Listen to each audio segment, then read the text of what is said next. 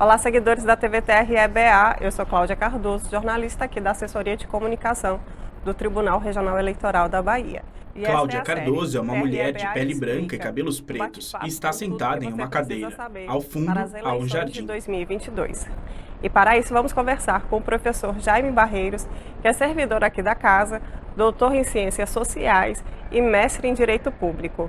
E nessa primeira conversa vamos falar sobre quem pode ser candidato. Fundo em diferentes tons de roxo, escrito em letras brancas e roxas, TRE Bahia explica quem pode se candidatar no Brasil. No canto inferior direito, eleições 2022, hashtag seu voto faz o país. Logo TRE Bahia, Justiça, Cidadania e Serviço. Obrigado, Cláudia, é um prazer falar com você também, com todos que estão nos acompanhando.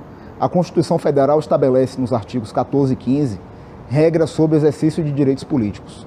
E no artigo 14 estabelece as condições de elegibilidade. Então, quem é que pode ser candidato nas eleições brasileiras? Primeiramente, tem que ser brasileiro. Essa é uma regra geral, né? Brasileiro nato ou naturalizado. Lembrando que para presidente da República, somente brasileiro nato. Para os demais cargos, né? Governador, prefeito, deputado, vereador, pode ser naturalizado. O português residente no Brasil, em virtude de um tratado internacional que é ratificado pela nossa Constituição, ele também pode se candidatar aos mesmos cargos que o brasileiro naturalizado pode. Então existe essa possibilidade, desde que o português seja beneficiário desse tratado.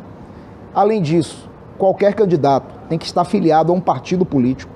Não existe candidatura avulsa no Brasil. Então toda candidatura está vinculada a um partido político. À esquerda da tela, sentado em uma cadeira, Jaime Barreiro, um homem de pele branca e cabelos grisalhos.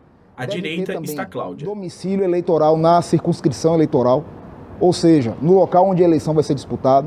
Então, por exemplo, quem quiser ser candidato a deputado estadual, federal ou senador pela Bahia, deve ser eleitor da Bahia. Se for eleitor de Sergipe, concorre por Sergipe e por aí vai. Para ser candidato a presidente, país inteiro. Aí não tem muito problema, não é? Mas tem que ter esse domicílio também 6 meses antes da eleição.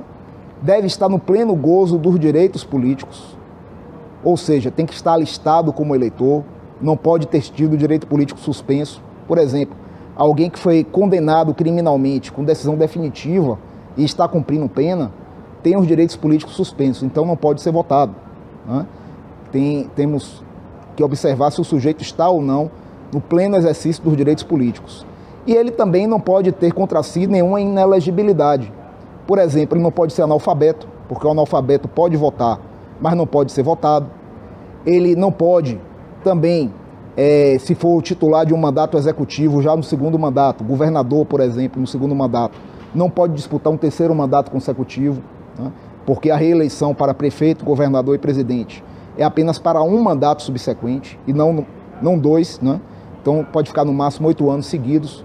Já o parlamentar, o deputado, o vereador, o senador pode se reeleger várias vezes, não tem nenhum problema em relação a isso. Tem que ser ficha limpa.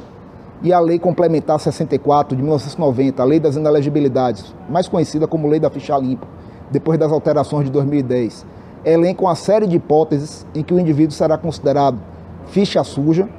E aí, evidentemente, se o indivíduo não incorrer em nenhuma dessas hipóteses e cumprir todos os requisitos que o artigo 14, parágrafo 3º da Constituição Federal estabelecer, ele poderá ser candidato nas eleições brasileiras. O ângulo da imagem abre. Cláudia lê a pergunta em um celular. Bom, a desincompatibilização é uma regra prevista na Lei das Inelegibilidades, na Lei da Ficha Limpa, para evitar que um candidato possa ter algum tipo de vantagem em virtude do exercício de um cargo público ou de uma atividade que lhe dê notoriedade em relação aos demais candidatos. Então, determinadas pessoas, por exemplo, ministros de Estado, devem se desincompatibilizar das suas funções num prazo anterior à eleição. No caso da eleição presidencial, 6 meses antes. Na eleição de 2022, essas pessoas que exerciam essas funções tiveram que se desincompatibilizar, então, lá no mês de abril, né? A maioria das pessoas que ocupavam esses cargos públicos, mas ainda existem alguns prazos de desincompatibilização a serem observados para frente. Por exemplo, aquele indivíduo que é apresentador de um programa de rádio ou de TV, ele tem que se afastar da atividade, né, do programa de rádio, da TV, no dia 30 de junho, para não levar nenhuma vantagem também em relação aos demais candidatos.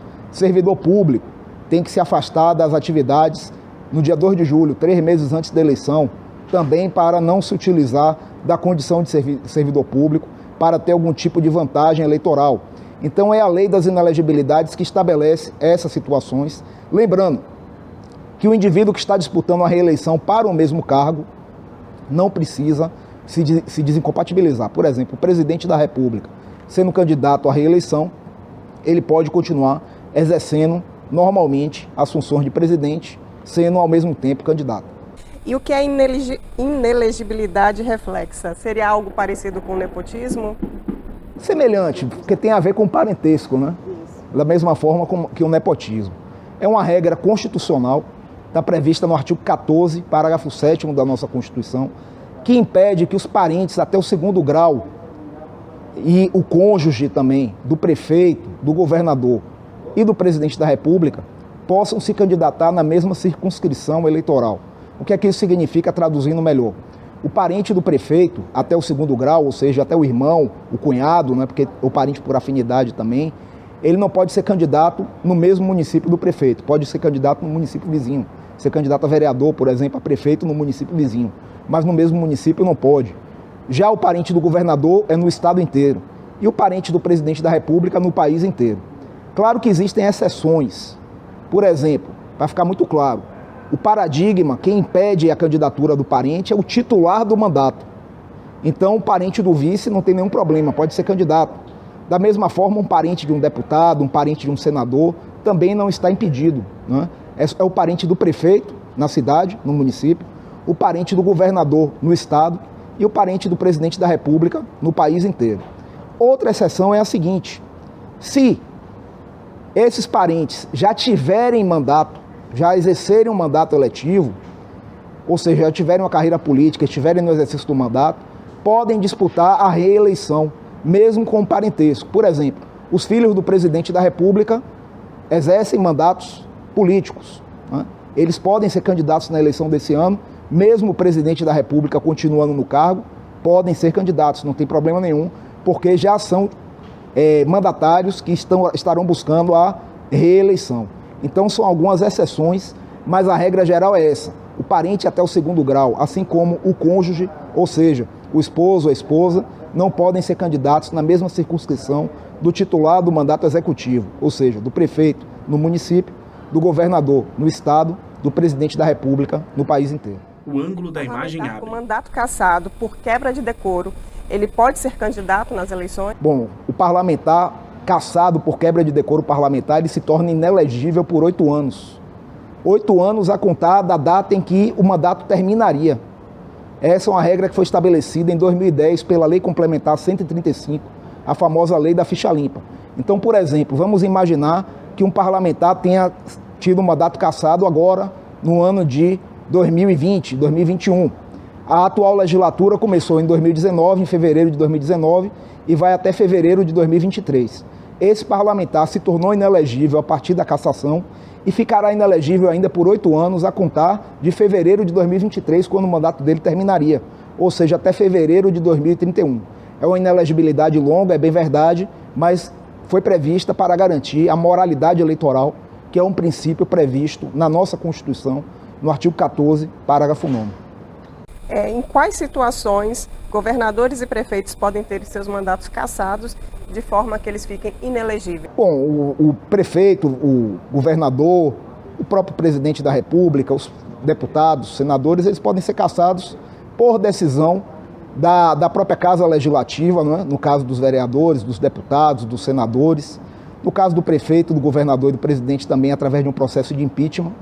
Em regra, quando há crime de responsabilidade, no caso do presidente, processo de impeachment, o governador também, o prefeito também, existe uma lei de 1951 que elenca esses crimes de responsabilidade. A própria interpretação da Constituição Federal, a partir do artigo 85, também permite estabelecer o que é ou o que não é crime de responsabilidade. E no caso do parlamentar, a forma mais habitual de perda de mandato é por quebra de decoro parlamentar.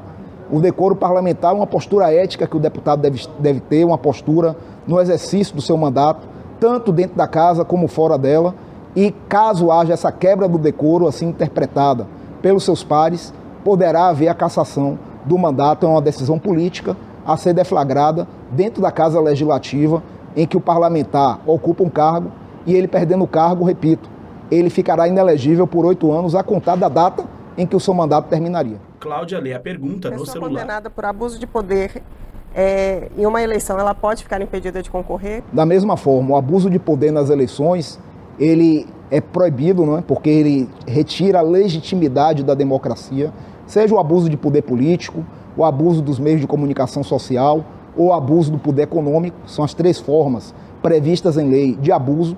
O abuso de poder político vinculado principalmente ao mau uso da máquina pública, mas vem sendo interpretado também de uma forma mais ampla, até mesmo para abranger o chamado abuso de poder religioso ou outras formas de abuso, abuso de poder midiático. E aquele que pratica atos de abuso de poder em uma eleição poderá ser processado respondendo à chamada ação de investigação judicial eleitoral ou então a ação de impugnação de mandato eletivo, e caso venha a ser condenado, perderá o mandato, se tiver sido eleito, e ficará também inelegível por 8 anos, a contar da data da eleição em que o abuso foi praticado. Por quanto tempo uma pessoa que foi condenada criminalmente, ela fica inelegível? Bom, aquele que foi condenado criminalmente, que ressalte-se, não é qualquer crime. Existe uma série de crimes, a grande maioria, mas, por exemplo, crimes culposos, ou seja, aqueles crimes que não são dolosos, eles não estão incluídos nesse rol.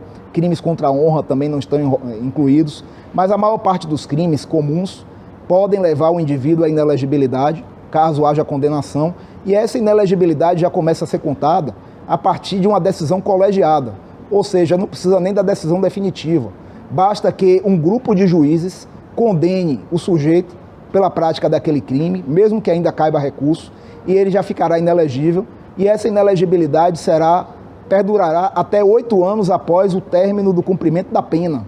Então essa realmente é a forma mais dura de se impedir o indivíduo de concorrer nas eleições, porque ele já fica inelegível da condenação colegiada, mesmo antes do prazo do processo terminado, do trânsito julgado, ficará com os direitos políticos suspensos durante o período da condenação e, terminada a condenação, ainda ficará 8 anos inelegível.